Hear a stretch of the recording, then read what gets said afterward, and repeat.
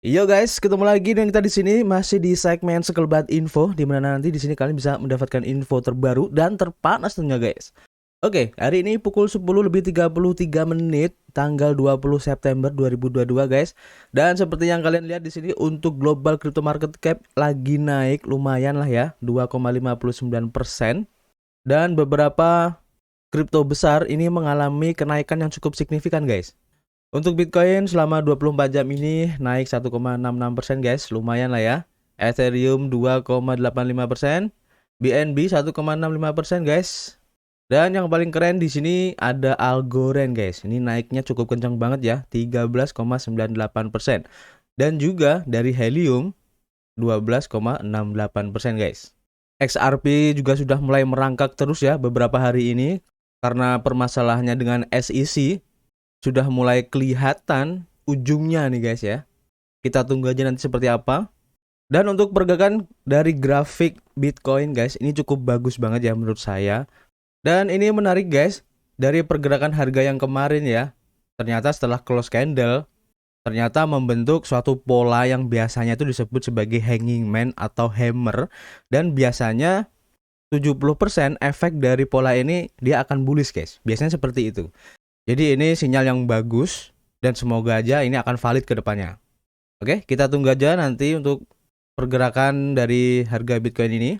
Kita langsung saja menuju informasi pertama guys, dilansir dari cryptobriefing.com guys. Di sini diinformasikan bahwa regulator keuangan Inggris FCA telah memperingatkan agar tidak menggunakan exchange FTX guys. Regulator FCA ini ya ibaratnya kayak SEC-nya Amerika guys. Nah dia melarang untuk menggunakan FTX. Wah ini berita yang cukup signifikan juga ini guys. Jadi perusahaan ini tidak diizinkan oleh FCA guys dan menargetkan orang-orang di Inggris. Bunyi pernyataan dari otoritas keuangan dari Inggris ini guys. FCA sebelumnya telah memperingatkan konsumen Inggris terhadap saingan FTX yaitu Binance. FCA sebagai otoritas perilaku keuangan telah memposting peringatan tentang FTX ini guys. Dan pengawas keuangan Inggris menerbitkan pernyataan di situs webnya pada hari Jumat kemarin.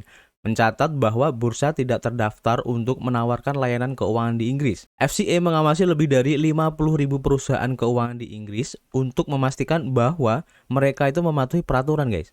Dan ini mengharuskan perusahaan terkait kripto untuk mendaftar dan mematuhi peraturan anti pencucian uang atau money laundering, termasuk menerapkan batasan KYC untuk para pelanggannya. Peringatan terhadap pembangkit tenaga listrik multimiliar dolar Sam Bankman-Fried adalah contoh lain dari FCA yang membunyikan alarm di sektor aset digital. Regulator telah mengawasi ruang sejak aset digital meledak pada tahun 2021 kemarin, memperingatkan perusahaan terhadap kampanye pemasaran yang menyesatkan dan melarang semua ATM Bitcoin di negara tersebut guys. Itu juga salah satu dari beberapa regulator yang menentang Binance atas praktik peraturannya tahun lalu.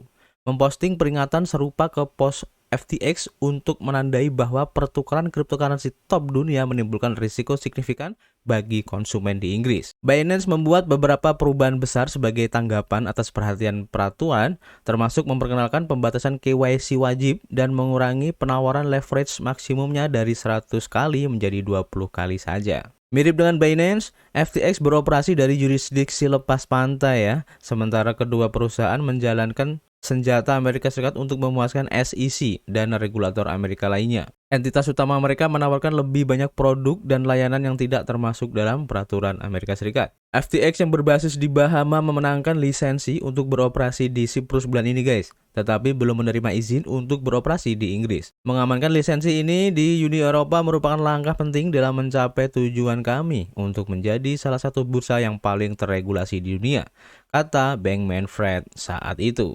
Informasi berikutnya datang dari BankCrypto.com guys, dan di sini diinformasikan bahwa exchange WazirX ini akan mengikuti jejaknya Binance dalam mengkonversi stablecoin ke BUSD guys.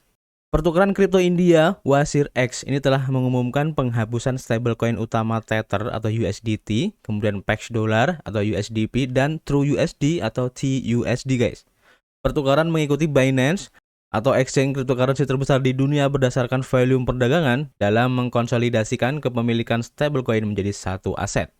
Sebagai persiapan untuk penghapusan, Wasir X ini telah menghentikan setoran USDT, USDP, dan juga TUSD dan akan menjeda penarikan stablecoin ini pada 23 September 2022 nanti, pukul 5 sore waktu IST. Kemudian untuk USDT, USDP, dan TUSD akan dihapus pada 26 September 2022 pukul 7:30 waktu IST guys. Jadi di delisting ya dari Wasir X.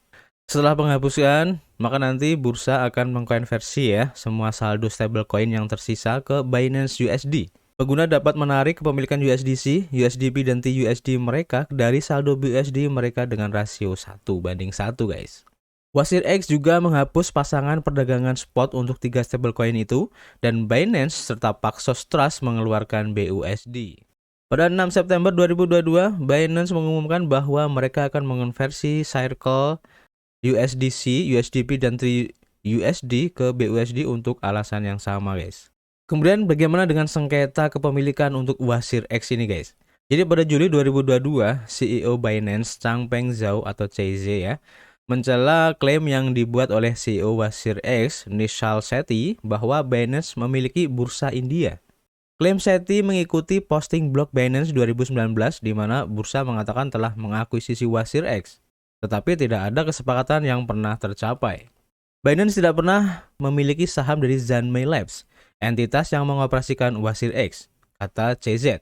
Menurut Zhao, Binance menyediakan infrastruktur dompet atau wallet untuk Wasir X, tetapi bursa mengelola proses kenali pelanggan Anda sendiri, perdagangan, dan juga inisiasi penarikan.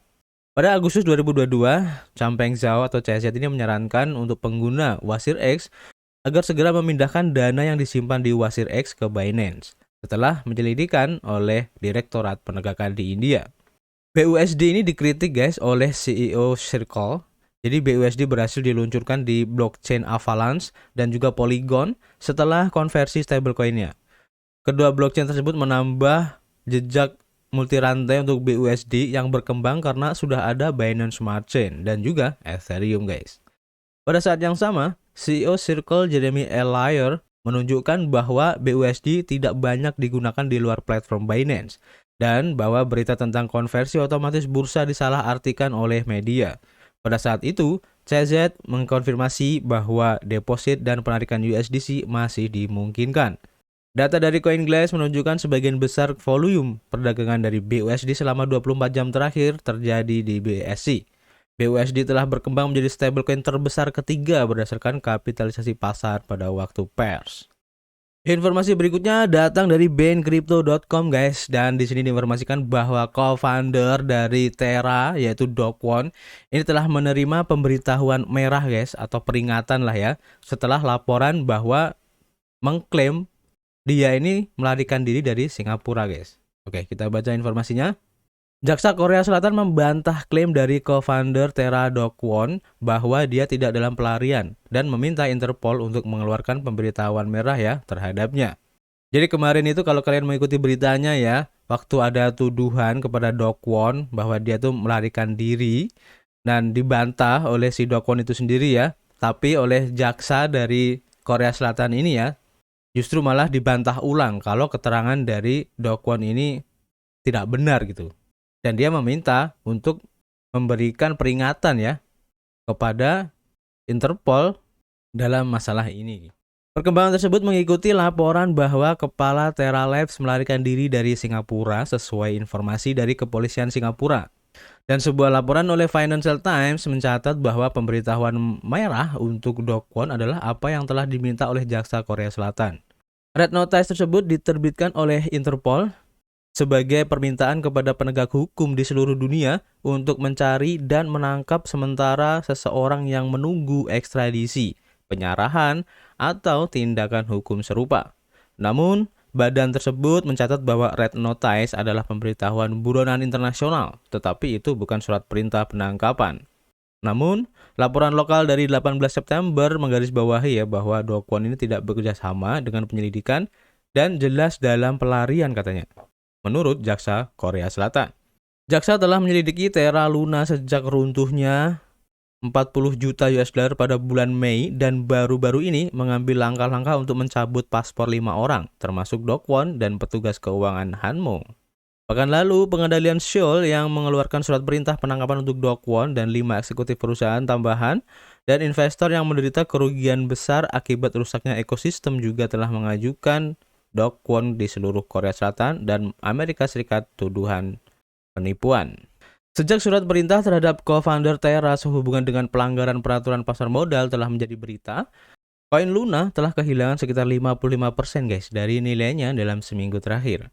Menurut data CoinGecko, Luna telah mempertahankan volume perdagangan hampir di 230 juta US selama 24 jam terakhir dengan harga di 2,62 dolar. Sementara itu, harga Luna turun 9,8% hari ini. Dan selain itu, Luna Classic juga turun lebih dari 30% dalam seminggu terakhir saat diperdagangkan dalam kisaran 24 jam di 0,000269797 US dan 0,0003025 US. Menariknya, token meme Jelkwon yang melonjak lebih dari 500% dalam beberapa hari terakhir di CoinGecko juga telah turun mendekati 17% guys dalam 24 jam pada saat pers ini. Berita selanjutnya dari You.Today guys, dan ini untuk para Shiba Army. Ini ada kabar bagus juga ya. Di sini diinformasikan Shiba Eternity ini telah diluncurkan guys di Australia. Kemudian XRP ini tiba-tiba melonjak 8% dan presiden yang kehilangan 56 juta US dollar di Bitcoin. Game Shiba Inu yang sudah lama ditunggu-tunggu diluncurkan di Australia. Para penggemar mengatakan itu hanya akan menghasilkan uang dengan nama SHIB.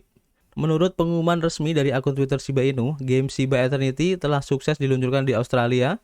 Dan game ini tidak akan memiliki fitur burn, tetapi seperti yang dinyatakan dalam tweet pemimpin pengembang SHIB mulai 30 Desember, ada alasan untuk itu.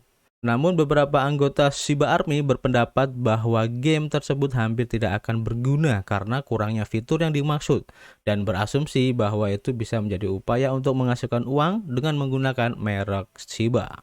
Awal tahun ini, pengguna di Vietnam memiliki kesempatan untuk berpartisipasi dalam pengujian awal untuk Shiba Eternity dan game ini sangat populer di negara ini guys. Kemudian untuk berita XRP ini tiba-tiba melonjak 8% dan inilah hal yang mencolok dari kenaikan harga terbaru ini guys. Jadi pada hari Sabtu, koin dari XRP ini yang berafiliasi dengan Ripple melihat harganya melonjak 10%, sementara juga mengungguli 10 cryptocurrency teratas dalam keuntungannya guys. Sehari sebelumnya, dalam langkah yang mengejutkan, XRP naik dari terendah 0,321 dolar hingga mencapai tertinggi di 0,358 dolar. John Dutton, pendiri perusahaan CryptoLaw, mencatat hal yang mencolok tentang kenaikan harga terbaru ketika XRP naik 10%. LBC, token asli dari blockchain LBRY, naik 11%, sementara token Dragon Chain DRGN naik 5%. Seperti yang disorot oleh Dutton dalam tweet baru-baru ini. Ketiga aset tersebut terlibat oleh SEC guys. Kemudian untuk berita presiden yang kehilangan 56 juta ya US dollar dalam perdagangan Bitcoin mencari pemilihan kembali guys. Jadi Nayib Bukele, dia adalah presiden El Salvador guys yang dikenal karena sejarahnya yang tidak menguntungkan dalam perdagangan Bitcoin, sedang mencari pemilihan kembali ya. Dan pesan kampanye utamanya adalah menerapkan Bitcoin sebagai mata uang nasional dan memerangi kejahatan. Portofolio presiden saat ini mengalami kerugian besar. Entry rata-ratanya di Bitcoin itu di harga 51.000 US dollar guys. Sementara pada saat penulisan, raja kripto diperdagangkan pada 19.323 US dollar. Selain perdagangan Bitcoin yang gagal, Bukele juga bertanggung jawab atas eksperimen yang gagal dalam adopsi Bitcoin di negara tersebut. Menurut data survei, mayoritas orang Salvador tidak ingin menggunakan teknologi yang relatif rumit. Namun, di bawah pemerintahan Bukele, El Salvador kehilangan tempatnya di puncak daftar pembunuhan per kapita terbanyak, yang membuat peluangnya untuk terpilih kembali sangat tinggi guys. Jadi gimana menurut pendapat kalian? Tulis di kolom komentar ya. Kita ketemu lagi di informasi berikutnya. Peace.